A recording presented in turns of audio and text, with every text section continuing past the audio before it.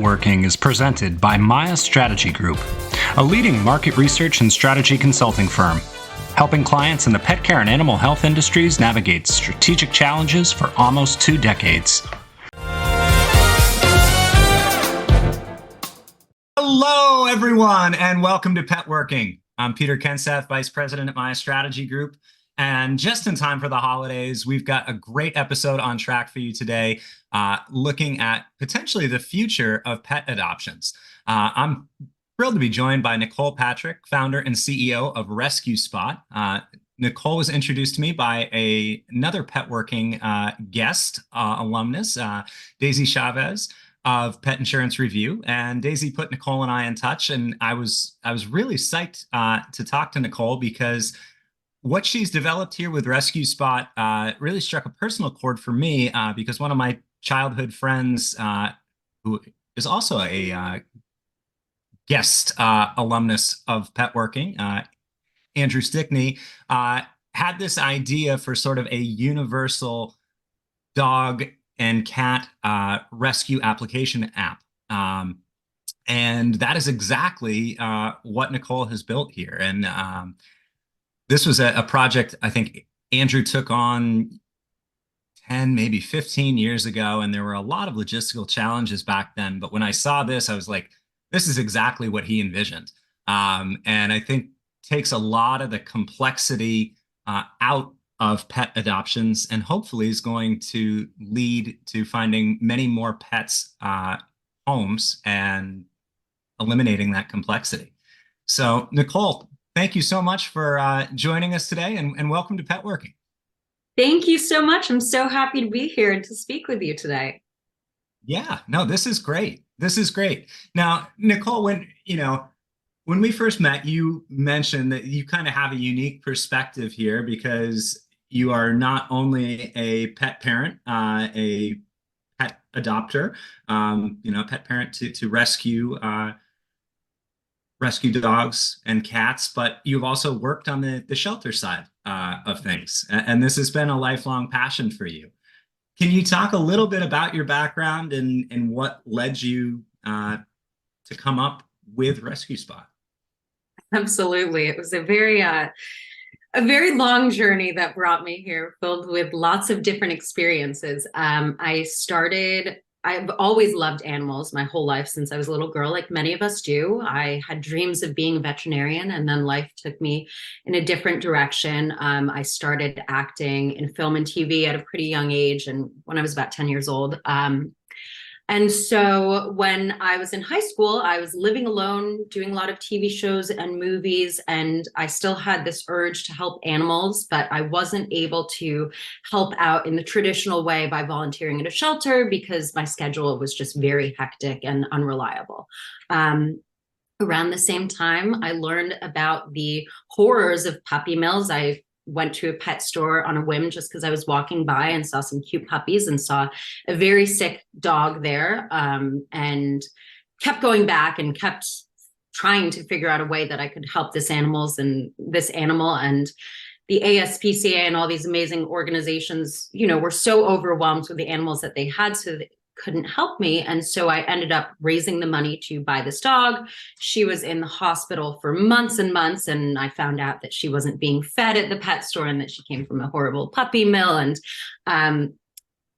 connected with a lot of people who had had similar experiences from pet stores. And so all of a sudden, this whole world was opened up to me about adopting animals, and that these pet stores are very cruel, and so many of the animals are unhealthy, and that there are a lot of ways that you can procure an animal in a different way than just going to the easiest option in front of you.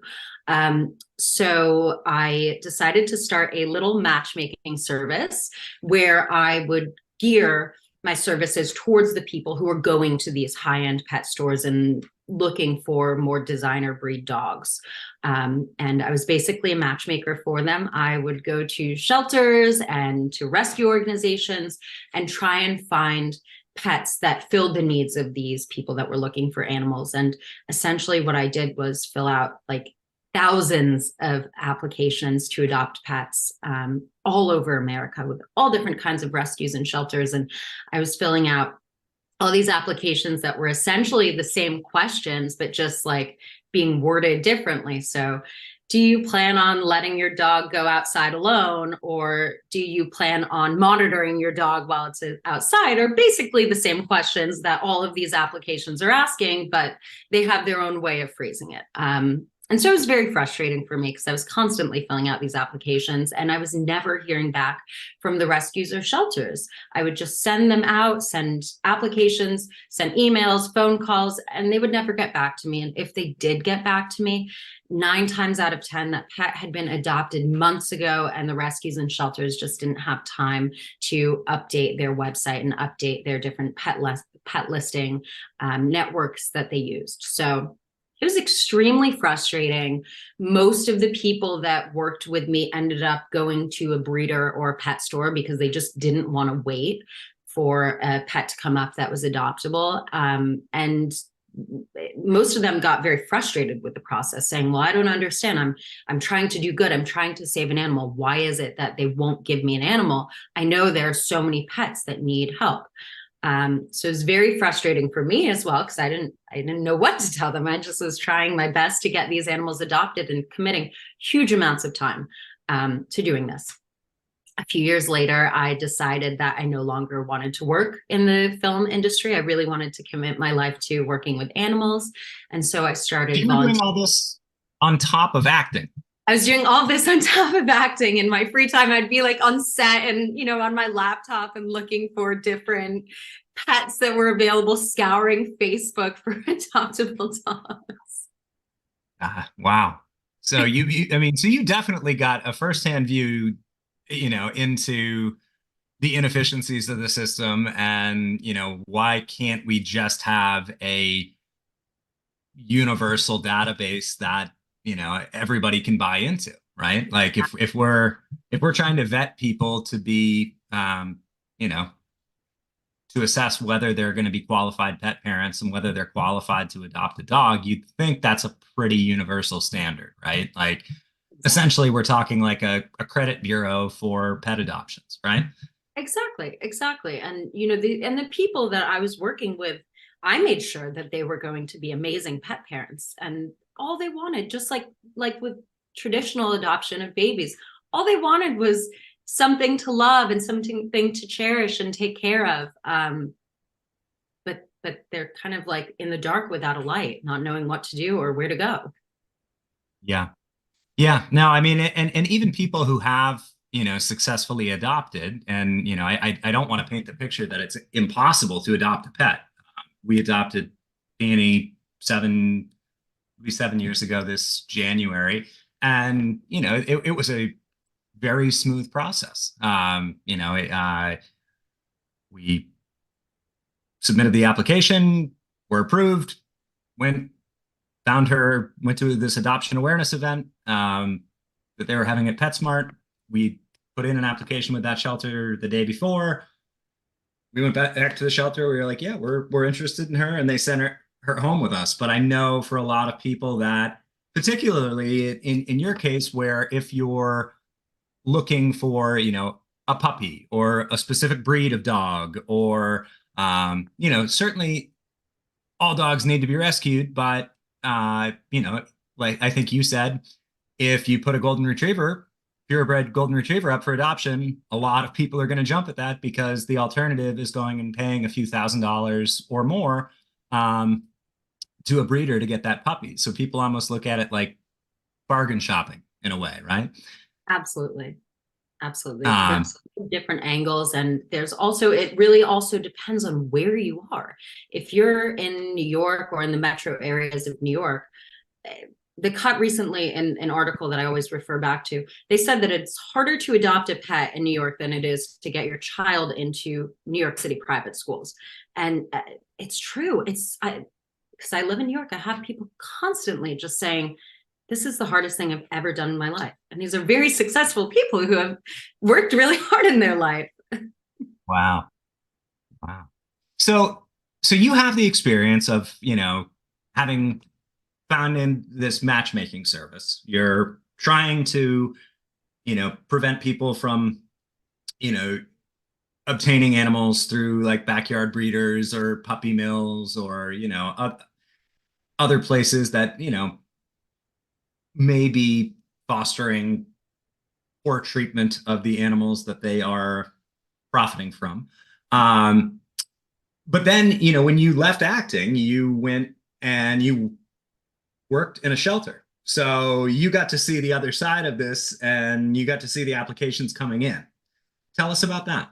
Exactly. So I left acting and I didn't know exactly what I wanted to do. I knew I wanted to do something with animals. I actually moved to Africa immediately after for a few months and worked with cheetahs and leopards and lions and all sorts of animals. And when I got back to the US, I was like, that was really cool. I decided I didn't want to fully move my life to Africa and continue that. And I said, well, how can I do this while staying in New York and staying with around my family and my animals? And I started just volunteering at different shelters and rescues, and I got to see what it was like as a volunteer and why I got to see a little bit of why it was difficult for rescue organizations and shelters to actually manage adoptions because there's just so much that needs to be done.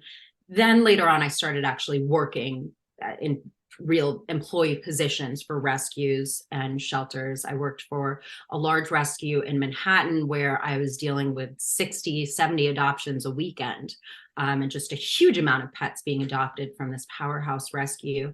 And I was their only employee. And I was really then able to see, like, okay, this is why the adoption and rescue process is so broken, because you've got these rescue organizations that in theory should be making a ton of money and should be able to have so many employees helping them out, but really all the money is going back to saving the animals and to the vetting and all of this process that needs to be done just to get the animals here. So all of the work is put either on the founder or the founder and an employee and maybe 5 volunteers who have hectic schedules that are able to help out. And what that entails is constantly reading applications. Like you mentioned, a golden retriever puppy can easily get 200 applications within just a few hours of it going online. Nowadays, Pet Finder and Adopt a Pet also have notifications for when when the type of breed you're interested in comes online. So that number is just exponentially rising because you've got 1,000 people looking for a golden retriever and all submitting their application at once. So you've got to read through so many applications. Half the time the applications aren't filled out all the way, are filled out by children or people who have given up tons of pets or people who aren't really serious about the process. And then also a lot of people who really are serious. And then you've got a huge batch of applications that now you have to call 3 to 5 references and track down references and find out information about the adopter, because of course the number one priority for rescues and shelters is not only to get the pet adopted, but to get them adopted into the best possible home, A, so that the pet is safe, and B, so that the pet isn't returned to the rescue and then having to deal with a second or third or fourth trauma in their life that then just makes them quite often more and more unadoptable because it affects their personality, which is totally understandable. Yeah. So there's just so much that goes on behind the scene that people don't realize, and there's not that much out there to support rescues and shelters. Now, when you were, and maybe this will be a good segue for you to start telling us a little bit about Rescue Spot. When you were in that role and you're reading, these hundreds of applications, right? I hear you talk about that, and it reminds me, we're a boutique consulting firm here, and when I handle a lot of our recruiting, and when I post a job and I use Easy Apply on LinkedIn, I am flooded with applications, and it's great because you get a broader talent pool, but that also means that I've got to look through 300 applications where maybe some of the people aren't that serious about being interested in it. Maybe maybe they're not qualified. Maybe they didn't read chances are we're going to get a good candidate, but, there is a balance between, um, having 300 applications to read through and getting to the perfect candidate and having, 10, 15, 20. And I don't know, recruiting is not my primary job function. It's, a hat I wear as a partner in a small business. But I look, one of the things that does help me is I look at, I have certain items that I'm looking for that I can use to kind of filter that pool down. When you're looking at a few hundred applications for prospective pet parents. What were you using to kind of call through, and how did that lead to what you've developed here with Rescue Spot? It it's a myriad of things. It's so difficult because in a sense you're almost like, oh, I wish I just got five mediocre applications that maybe I could, really find the diamond in the rough with them, as opposed to hundreds of applications that some are great and some are terrible. And then how do you decide? Um, it was a mix of things. It would be, okay, let's say I'm reading 200 applications, because most rescues really do say, I want to read all of the applications that I'm getting maybe in the first 4 days, because I want to give this pet the best possible chance at the best home. So it's not just the first application that seems okay, this is pretty good, that they're going to take. So you read all those applications, and it's a lot of it is chance. If the references answer in time, you can spend upwards of 30 to 40 hours a week just tracking down references for small to medium-sized rescue. It's do they have all the permissions that they need from their landlords? Have they had pets in the past? And a lot of it is the commitment. How committed are they to this pet? Because maybe you haven't had a pet in the past, but if you're answering all of my questions saying that you will stay with that pet no matter what, if you get divorced, if you get sick, if the pet gets sick, if the pet has behavioral issues, you're going to work through it and stay with that pet, then that's a great candidate in my mind. Different things like that with the actual application are great A+ star student applications that I would see.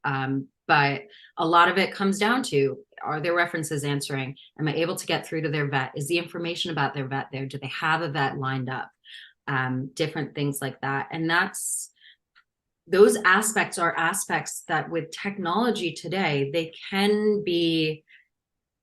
technology today can be harnessed to narrow down the hundreds of applications and say, okay, these are the top 10 applications that meet your needs, that have the references, that have everything for you. So then you can still, as a human with compassion and with your own idea of who this pet should go to, look at this smaller pool of applications and say, okay, of these 5 applications, this is the perfect person. And not only is this perfect person, but now I have 4 other great applications that I can keep in mind for the future. Sure. Sure. And now, have you built all of these functionalities into Rescue Spot? Talk to us. You mentioned Adopt a Pet, Pet Finder. I think, those are the 2 large platforms that everybody's aware of here in the US. Talk to us a little bit about Rescue Spot. Yes. What went into it, and what makes you guys different? How do you Yep. see yourself as standing in the pet adoption space? Yeah, so Rescue Spot really is an end-to-end platform that simplifies, streamlines, and standardizes the entire pet adoption process for both pet adopters and rescue organizations. So we're really a double-sided marketplace that's trying to cater to pet adopters and simplify the entire process, as well as pet rescue organizations and shelters, and also connect these 2 parties. So just like Pet Finder or Adopt a Pet, adopters are able to go onto Rescue Spot and search through pets nationwide that are available to adopt and also to foster. So we are one of the first fostering platforms out there that you can see fosterable pets in your area and apply to them. The big thing about Rescue Spot for adopters, which is really what sets us apart from Pet Finder and Adopt a Pet, is that when an adopter or foster registers for Rescue Spot, they fill out a one-time universal application that they can use to instantly apply to any pet on the platform. So kind of like the Common App for colleges, it's the Common App for pets to adopt. And then they're able to do everything that they would need to do all through Rescue Spot. So you can instant message. We have a Facebook style messaging system. They are able to see the status of their application. So quite often after you send an application into the ether, you're like, okay, what's going on? Did they get it? Did they not get it? And then you just never hear back. With Rescue Spot in your dashboard, you can see if your application has been opened, if it's pending, if it was denied, why it was denied. If you've been approved, of course, then you're notified immediately. And if somebody else adopts a pet before you and you've already sent in an application for that pet, you get notified instantly. So then you can go on and continue your search without just waiting and saying, well, I don't want to apply for any more pets because maybe that pet will come through for me. adopters are able to donate to any pet on the platform or to any rescue. They're able to see volunteer opportunities in their area. They are able to see upcoming adoption events in their area. They are, like I mentioned, able to actually foster pets. So currently, a lot of people want to foster a pet. It's a great way of learning how to take care of a pet. It's a great way to show young children the responsibilities of a pet without the actual responsibility and time commitment of a full-time pet. But there isn't really anywhere out there that you can see fosterable pets on your area. The Pet Finder and Adopted Pet don't show fosterable pets. And really the only way to find a foster opportunity is like scouring through Facebook or finding a rescue in your area that is in need of fosters and doesn't already have a foster group of their own. So with Rescue Spot, just like with adoptable pets, you can see fosterable pets, you can apply to them instantly. Once you are approved for a pet, you're able to sign all the adoption contracts, pay the adoption donations, purchase pet insurance, purchase other things that you might need that are specified to your specific pet. So if your pet has arthritis, but also has a sensitive stomach, we can point you in the right direction of the best possible foods for them, and really just an A to Z end-to-end platform for adopters. Yeah, I mean, there's so many, putting my business hat on here, and obviously the work of adopting pets is, it's true, love. It's truly admirable. It's needed. But there, as you said, there's a huge business on, that surrounds pet adoptions. We did an episode with Connection Point and Daryl Hatton, and they have Pet Funder as their pet crowdfunding platform, and we were talking about it. You see so much investment into shelter programs because, like you said, shelters are underfunded. Shelters, there's not enough time or employees or money for them to do everything that they need to do. Pets need to eat. They need bedding. They need, bowls. They need toys. You need to be able to pay people to take care of them, take them out for walks. It is a village mentality, but the benefit to corporations here is that not only can you foster corporate social responsibility and generate consumer goodwill through your philanthropic efforts with shelters, it's a great opportunity to introduce people to your product. And you see Purina and Pedigree with Mars Pet Care, and Hills, they all invest. That's three of the big four, and I'm sure Blue Buffalo must do something with shelters. I'm just not aware of exactly what it is that they do. But you see that level of investment, and to me, and what I was talking about with Daryl is like, there's so much opportunity on, you mentioned pet insurance. I would think, again, I'm continually astounded by the low levels of adoption of pet insurance in this country. But if I worked for a pet insurance company and I was trying to grow market share, like these are the types of marketing opportunities that, they're just sitting there for you on a silver platter. I'd be curious, who are you working with as a pet insurance provider? Are you partnered with a number of companies, or? So we are partnering. Our main one is called Ollie that we partner with, and we have an infrastructure through Rescue Spot that we're able to offer a few different pet insurance organizations. So as we grow and find different insurers that we think are best for adoptable pets, because not every insurer is very friendly to adoptable pets, we will continue to make sure that we are offering the best possible insurance to our adopters. Well, so much about whether they're friendly to adoptable pets depends on the medical records that are attached to the pet, right? Because given that it's underwritten as P&C insurance, the idea of pre-existing conditions does not apply to pet insurance, even though it is health insurance for pets. Pets are treated as are viewed as property within the United States, and hence, as such, are insured as property and casualty insurance. But that does mean that, in from a business perspective, it makes total sense. You don't want people going and getting insurance for a pet that already has a condition, and then now you're all of a sudden on the hook paying for it. That's not how insurance works. But for pets that are adopted and they don't have a medical record, that is like the best time for you to buy insurance, because from there on, everything will be covered. It's the same thing as if you got pet insurance for a puppy. Um, Exactly. And you're also so seeing right now a big uptick in wellness plans. We're also offering wellness plans because pet insurance, I totally agree with you. I don't know why everybody doesn't run out today and get pet insurance. Personally, my Yorkie, she had to get I think it was a $12,000 knee replacement. And I luckily had pet insurance and it cost me like $400. It was insane.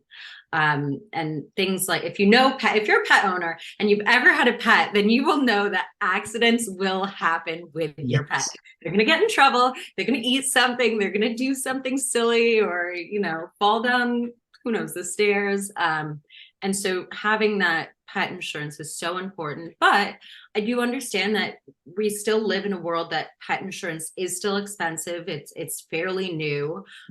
So it can be expensive. And so now we're seeing this popularity in wellness plans where people are just spending $16 to $19 a month for wellness plans, where they're able to have all of their vaccines covered. They're able to have a few vet visits a year covered, and just make sure that if they're not able to commit financially, or if they're not able to financially provide insurance, they can still have something there to make sure their pet is on the right track. Yeah. Oh, and it's so important to, ensure that they are going to the vet Yeah. right. I think back to an episode we did with Dr. Ben Hantler at Heska, and we focused all on preventative diagnostics. And, I think for so many people, you know, they don't realize the importance of taking your pet to the vet at least once a year, right? Yeah. It's so often vets are put in this situation where they see a pet that hasn't, come into the clinic in 5 years, and it's like, we could have caught this years ago, right? Like, this is way worse than it needed to be, because pets are good at masking pain. You didn't Yeah. bring them in, and now your dog or cat has something that, hopefully is still treatable, but would have been infinitely more treatable if you got them in regularly. So yeah, if you're not going to opt for pet insurance, I think the wellness plans are a great way to go. I mean, ultimately what we want to ensure is that pets are, receiving the care that they need, that they're being, we all call them members of the family, and, you just want to ensure that they're treated that way. Yeah. To me, I look at it like, if we're going to call, pets our fur babies, and our, another kid, you wouldn't let your kid be uninsured. You wouldn't let your kid miss their annual physical. Like, treat your dog or cat, the same way, or parrot, or whatever it is that you have. We largely focus on dogs and cats here, because that's where the majority of my consulting practice is. But there's so much, and I just look at it like, where you're a marketplace with Rescue Spot, not just for people who want to adopt pets, but you're also a marketplace for rescue organizations, right? And so a big part of the value, I think, that you're offering is if you can get them to buy into your vetting process, right? If you can get them to buy into this common app, or this credit bureau for pet parents, where I I submit my application once. You talked now. Are you talk to us a little bit about how you're handling the reference process here with Rescue Spot? Because I know you said, when you were working in the shelter, you could spend, you know, 40 hours a week just trying to track down references. But now you're doing that across organizations. How are you handling that? And what kind of I get tell me that first, and then I want to talk to you a little bit about what the kind of response you're seeing from the rescues. Yeah. So let me tell you, I'll give you the broad picture of just what Rescue Spot is doing for rescues and shelters, because it's very different than what we're doing for doctors in many ways. And in that, there is the reference process. So for rescues and shelters, we've taken so many things that used to be done just by volunteers, and we've totally automated it. So first of all, for rescues and shelters, they get a website style profile. A lot of our smaller rescues are actually using their profiles instead of a website, just because it's easy for them, and they're maybe run by people who are a little bit older and don't know how to keep websites up to date, or just rescues that are really just a hobby rescue and maybe they're doing 10 adoptions every 2 months. So they get a website style profile with a custom URL. They get a option to filter through all of their applications. So like we've gone back to a few times, you can get hundreds of applications, but how do you actually decide which is the best one? Well, a part of deciding which is the best one is weeding out the ones that don't work. So rescues and shelters are able to filter through all of the applications that they receive based on their own rescues requirements. So if they don't want to see people who don't believe in spaying and neutering, or who have given up a certain amount of pets in the past, or who don't plan on vaccinating their pets, or don't have landlord approval, they can choose any of the questions from our common app to be filtered out to a separate folder. So then they're getting maybe 20 applications that are really the ones that are the best possible options for them. With every application that a rescue receives, they get 3 to 5 verified references. So the way that that works is when an adopter or foster registers for Rescue Spot, we ask them for 3 to 5 references, and then we automatically email those references. They go through a persona verification. So just like when you apply for Uber or Lyft, you take a photo of yourself, a photo of your ID, and that biometric ID is then verified through the software. And then the Are you reference using Clear for that or something else? Are you using Clear for that? persona. Persona. Okay. Yes. So Okay. we use persona and it's automatically verified. If for some reason they're not able to be verified through their photo, then they go through, a background check of questions about their past. And then they answer they answer 6 questions about the adopter or foster. They're in-depth questions that we ask, and the rescue organizations get those references and their statements automatically attached to the application. So they see that instantly when they see an application. What can happen in the world of rescue is that often people will pretend that they're their own reference, or they'll have like their spouse give the reference saying it's somebody else. And often there are 2 ways that it goes. There's a huge issue with dog fighting and with nefarious people who are trying to adopt pets to either resell them or to dog fight them and do terrible, cruel things with those animals. So those are the first group of people that will often use themselves as references, or people who are not legitimate people. And they don't want to give their real information, of course, because they don't want to be tracked down if that pet is ever, their microchip is ever then identified and brought back to the rescue organization. So that's one way that we at Rescue Spot are targeting that, by actually seeing people's real IDs and making sure that they are real people and having those records of their real information. And then you've just got people who don't want to actually give their real references, maybe aren't great pet parents. And so through going through this process, we're able to really find the best possible fits and people that are really serious about what they're doing. So that's how we do the reference process. It saves over 30 hours a week for a medium-sized rescue. And then rescues, of course, are able to grow their foster program through the fostering options, gain donations through the donation process, and fill out all adoption contracts on their side, release any medical records, and have all shelter management software like intake and vaccines and whatnot in one place through Rescue Spot. That's cool.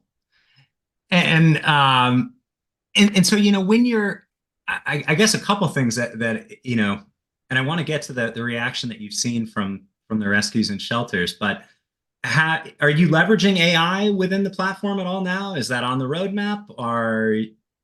Yes, so we do. We haven't launched it to the public yet, but it's in the works that we will be heavily leveraging AI. I mean, I've been working on Rescue Spot for about 3 years, and in those 3 years, the tools that are available to us are just constantly changing and are just so amazing for what we're trying to do. So we are going to be leveraging AI in a multitude of ways.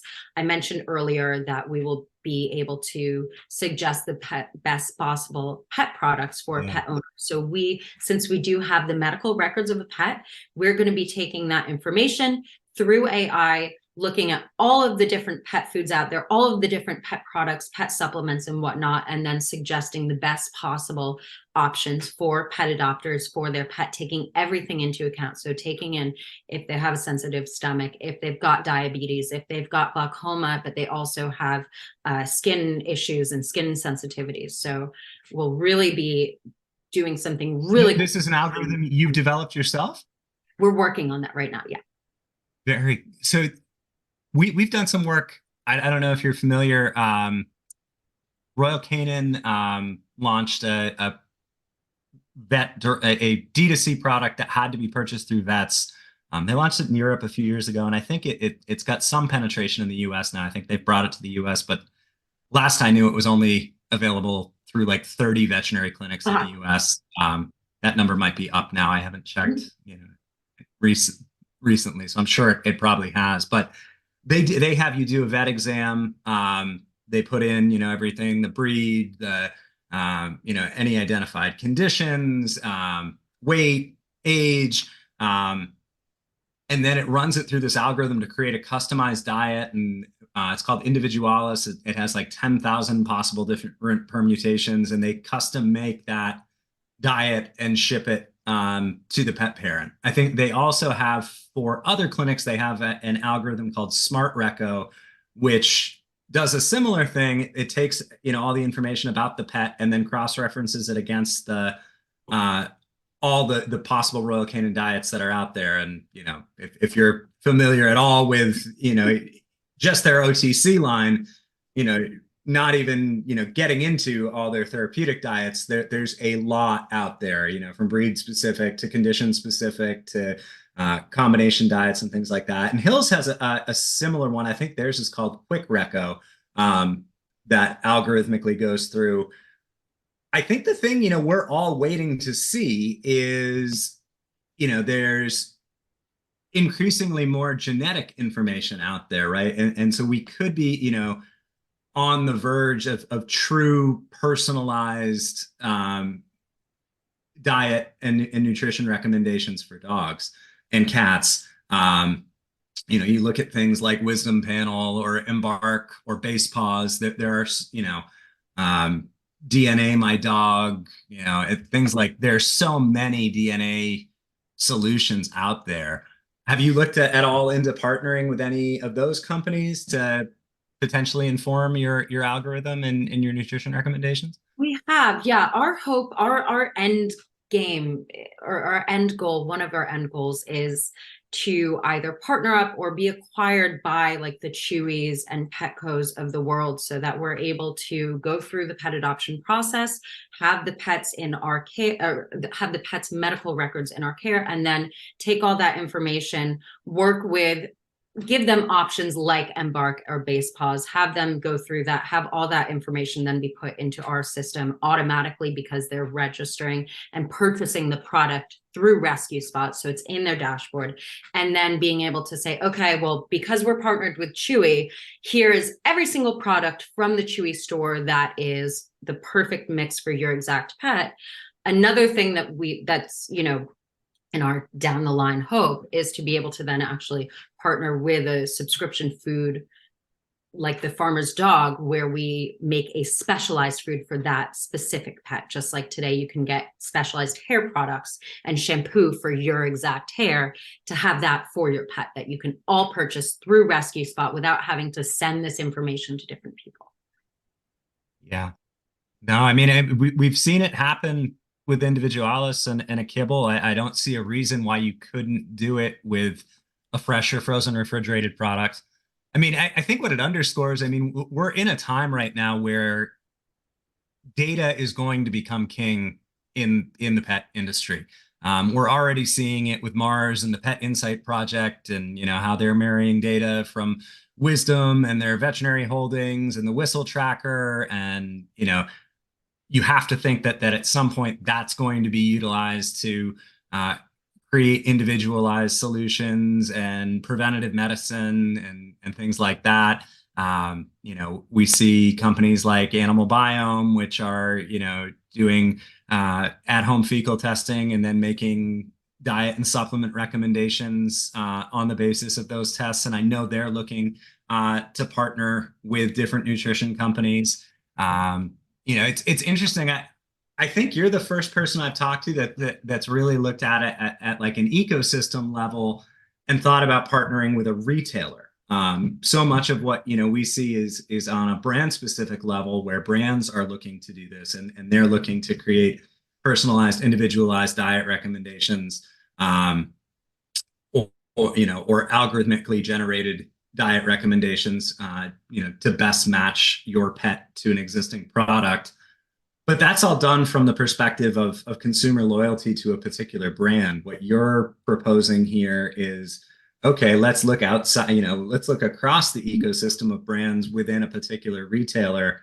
How far along have you gotten in those discussions? Have you talked with Chewy, PetSmart, Petco, Pet Supplies Plus, anyone, interested in this? What So it's funny, just as a side note, it's funny that you mentioned that the brand loyalty, because the thing is about adopting a pet is it's kind of like having a baby. When you have a baby, you don't have brand loyalty because you've never really gone through this before. Of course, people have had pets before quite often when they're adopting a pet and have brands that they like, but you do have an opportunity there, sort of like the space race for whoever can get to them fastest can establish. that's why I was saying that's why they all invest so much in these shelter programs, and they're giving Exactly. coupon, this is what they were fed in the shelter. They were fed Purina, they were fed Pedigree, they were fed Hills. And here's a coupon, to take home with you, and you can get, a free bag or half off your first bag, or,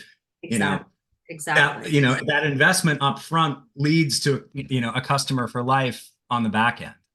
People Exactly. don't, there is that strong brand loyalty, but you're opening it up to, you know, moving that, to let's look across the ecosystem, and I'm going to partner with the retailer. Yeah. And Um, yeah, that's one of the things that we've found is that we are having a lot of people come to us because we have this very valuable data of the information of a pet owner and the exact type of pet that they have and the pet's medical record the second that they become a pet owner, not 2 weeks later after they adopt the pet and then go to the vet and that information is then put out into the world.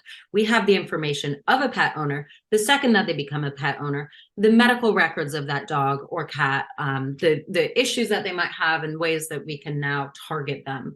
And so one of the reasons, and that's why we really are looking down the route of more of a retailer. We are open to, of course, any different kind of partnership, but I think that the way that we will be able to be the most successful for adopters is by offering the best of everybody and not just the best of one company. Because when adopting a pet, there are just so many different issues that they can have, that there might be a niche supplement that deals with dogs that have 5 different very rare conditions, and this niche supplement is sold by one company that only deals with that when you're then purchasing Hill's dog food, they might they don't care about that because so few people have that. So that's why we are looking down the route, hoping to go down the route of working with the Chewies and Petcos of the world.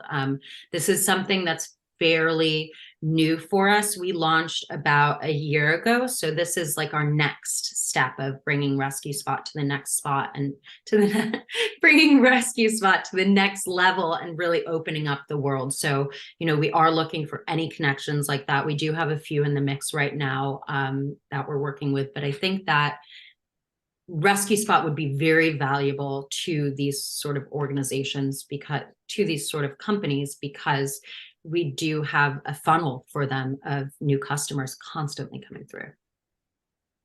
yeah, yeah. So you're looking then to monetize this through, are you charging shelters anything to be on the platform? Is there like when we talk about your business model, obviously you're offering a lot of valuable services, on both sides, but you're serving needs for shelters on the one hand. You're reducing their administrative burden, you're making it easier for them to sort through applications, you're giving them pre-vetted, pre-qualified applicants, um, and serving as a database there. On the other side of it, you are vastly simplifying the process for adopters because I can fill out an application one time. And even if I'm not successful for my first adoption, or, I adopt a pet and then I want to come back and adopt a second pet through Rescue Spot, I don't have to refill that application out. You're taking, are you charging adopters anything to use the platform? Are you charging shelters anything to use the platform? And then where do you see that, other revenue stream coming from? Is it, a commission on product sales from a retailer like Chewy, or, revenue sharing agreements with the various brands that might want to partner with you?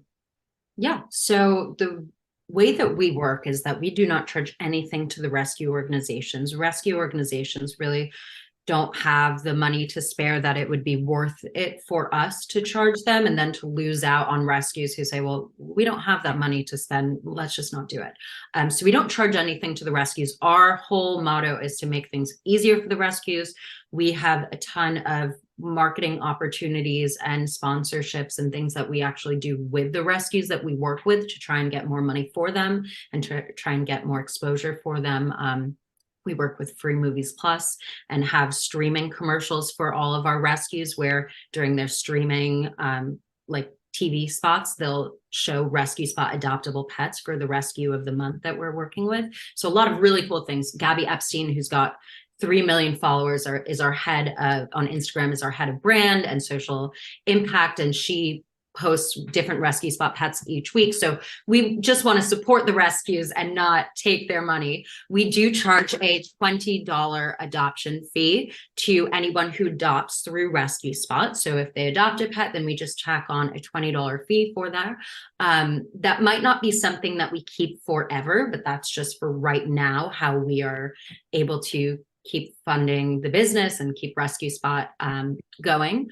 But our real monetization comes through these partnerships, through the pet insurance sales, through the brand partnerships and sales of pet foods and whatnot that we're doing. So for pet insurance, that's the first one that we're starting. That's the first one that's launched through Rescue Spot, where we get a rev share with the pet insurance company. It's very great because anyone who signs up for Rescue Spot for pet insurance through Rescue Spot, we get a piece of that insurance for the entirety of their relationship with the insurance company. So that's just money that's constantly coming in.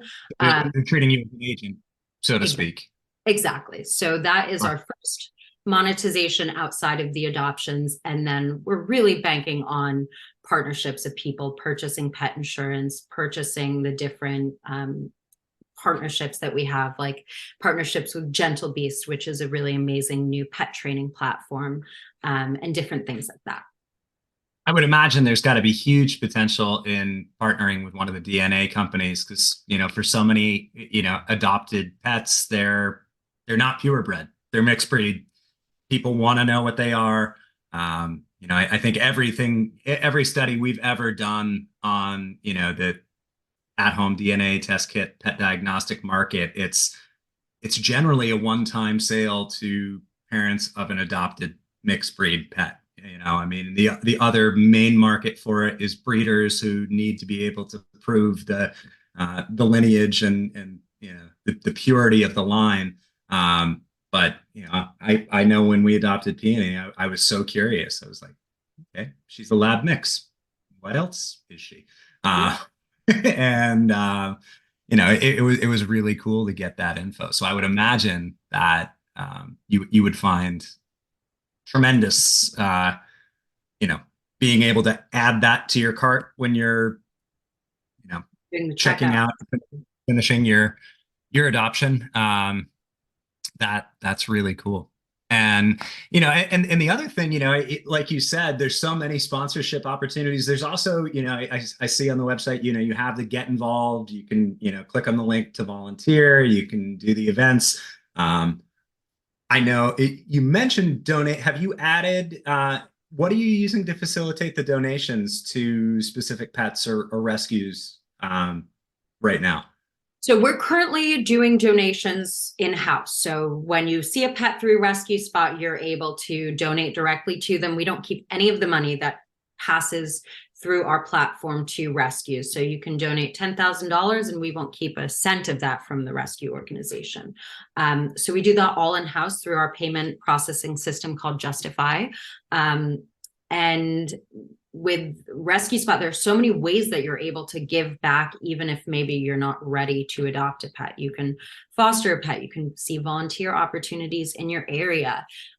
We always suggest for people to just reach out to rescues and shelters and say, hey, I can't volunteer in person or whatever it is, but this is my skill, because people often want to help animals and don't realize that their skill is very valuable to these rescues that don't have the money to go out and hire an event planner or a photographer or someone who's really great at editing videos, someone who's great at editing photos, things like that, or someone maybe who has a really large following or just has a great group of friends in their school community that they could do a lunch that's geared towards the rescue and just talking about how the rescue needs help or the different animals that they have. So we try really hard at Rescue Spot to not just be a technology company that is just connecting rescues and shelters, but at the core of it is here to make money. We try to really make money, but be compassionate and help these rescues and shelters and get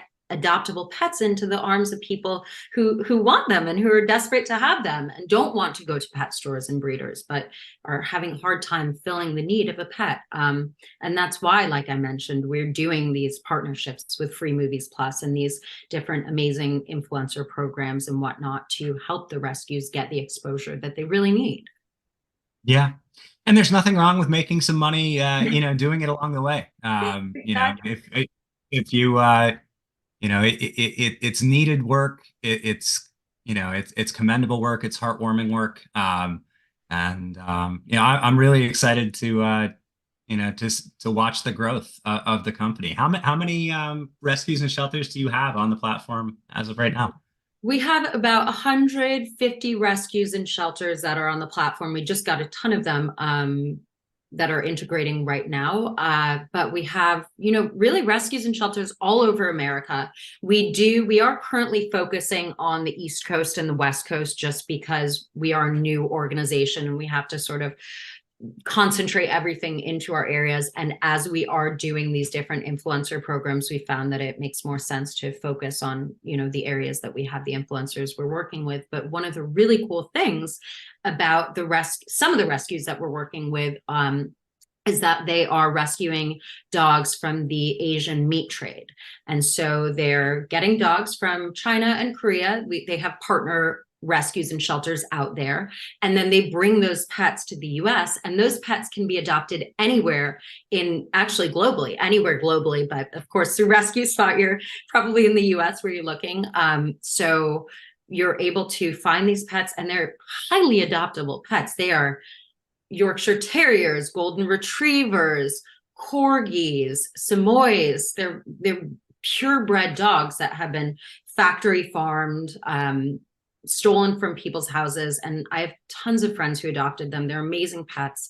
And so if you're not able to find a pet in your area and maybe there's a specific breed that you want, I definitely recommend looking at those animals that are coming from the other countries. And they're very well adjusted and just as sweet as could be. That is really cool. That's very cool. That's a neat story. I almost kind of want to leave everybody on that note, but I did want to. I'd be remiss if I didn't ask. You have 150 rescues. How many adopters have you had sign up? We've had about 1,500 adopters. We've got a good amount of adopters and fosters that are just constantly coming onto the platform. So we haven't spent any money on marketing. We're really grassroots with in that sense of just trying to find unique ways to get the word out there. And we've got, you know, maybe almost 80,000 website views in the past few months. It's you know, we're getting traction of people seeing these animals on the platform and people coming onto the platform and registering on there. So it's great. That anything we can do to end pet homelessness, I think I'm all in favor of. Eh, there's nothing that makes you more sad than thinking of a dog or cat on the street or living out their days in a shelter. And like you said, there is a booming business that surrounds this the compassion that we all show to animals. Yeah, I want to mention actually quickly, I know we're finishing, but as we're speaking about this boom that's happening, it's happening largely in part of the cities and states that are banning the sales of cats and dogs in pet stores. You know, in California, you can't buy a pet in a pet store. In New Jersey, you can't buy a pet. In Massachusetts, in Oregon, they just banned it. In New York, they banned it. The ban is about to go into act. But as more and more states follow suit and ban the sale of cats and dogs in pet stores, the demand on rescues and shelters are only going to rise. And that's why right now is such an important time for us to be there and kind of like, okay, we can take the hard work off of you as you get more and more applications and whatnot. So we're really just seeing the beginning. And especially as millennials are the largest owners of pets in the US, millennials want to do everything. I'm a millennial. I want to do everything online, and I want to do it quickly, and I want to do it from my phone and not have to deal with doing things over and over and over again. I want to do it fast and instantly. So that's Yeah, why I'm here. it's a time saver, right? I mean, that if we look at do you go out to lunch? Do you leave your desk, go to down the street, buy a sandwich, go back to your desk and eat it, or do you place an order on DoorDash, keep working, and then eat when the sandwich arrives? Right? I think any amount of time you can save in your day, that's the direction the economy's heading. I mean, you look at Carvana for cars, you look, Rescue Spot for Pet Finder, Adopt a Pet for pet adoptions, and as you mentioned, you have that one-time application, and so I think it must promote.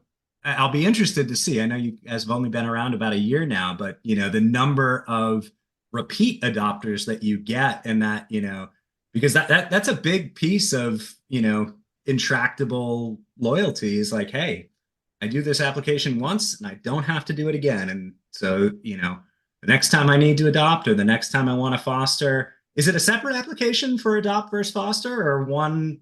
You fill out the one universal application. We have questions that cover all of it. The questions cover volunteering, fostering. It's about 65 questions, so it's really in depth. And the cool thing is, if we don't cover questions that a rescue has, they're still able to ask those questions, but they'll just pop up when you click adopt. So you have your universal application that's sent, but if the rescue has a really specific rescue question for their organization, then when you click adopt, those 2 to 3 questions will pop up and you can fill it all out for them. So it is still customized to the rescue, which is very cool, because I think in the past, like when we spoke with Andrew, when I spoke with Andrew, who you were mentioning earlier, who did something similar, rescues often don't want to do somebody else's application. They want to do their own because they're very specific about their pets. So we've found workarounds that we can really customize ourselves for the rescues while still simplifying everything for the adopter. Yeah. And I can only imagine, the more rescues that you get on the platform, that's just going to further, enforce this as being the standard, right? Yeah.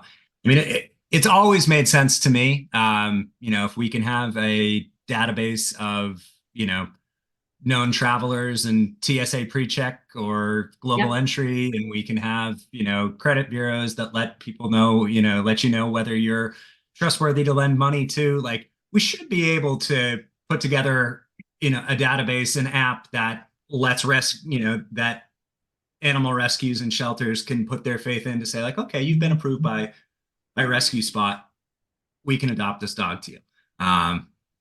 So yeah, no, I think it's super cool, and we'll, hopefully we can reconnect and have you back on the program at some point in the future, and hear how things are going. And I look forward to sitting back and watching the growth. And I definitely can see Peony is I think prefers being an only dog. I wish she could talk so I could ask her, but at some point, hopefully not anytime soon. She'll be 9 and on Christmas Eve, but definitely we'll be putting in my application for future potential adoptions. We'll be Nicole, waiting. Hopefully not soon. Hopefully not soon, but we'll be there. No, I say, when you talk about supplements, we've got her on. My goal is to get her to live to 20, as long as she's enjoying life. Yeah. Well, Nicole, thank you so much for coming on today. Again, I think this is a phenomenal product, phenomenal idea, great solution that was sorely lacking in the industry, and I'm really hopeful people will see it and feel the same way that I did about it, and we'll just see those adoption numbers continue to skyrocket. But I look forward to being in touch and seeing how the journey goes. Thank you so much, and it was so much fun chatting with you. You're so well informed in the industry, so it's always fun to speak with people who really get it. Well, thank you. I try. I appreciate the kind words. Everyone, thank you so much for listening today. On behalf of Nicole and Rescue Spot, I'm Peter Kenseth with Pet Working, VP at Maya Strategy Group. And we will see you again for another episode real soon. But in the meantime, go check out Rescue Spot. If you're considering adopting a new member of the family around the holidays, a great place to start. And if you're just considering, maybe get an application in there, and once you're approved, whenever the time is right for you to add a new friend to your family, you'll be ready to go. So wishing everybody a very happy holiday, and we look forward to seeing you on another episode again soon. Nicole, thanks so much for joining. Have a great day, everyone.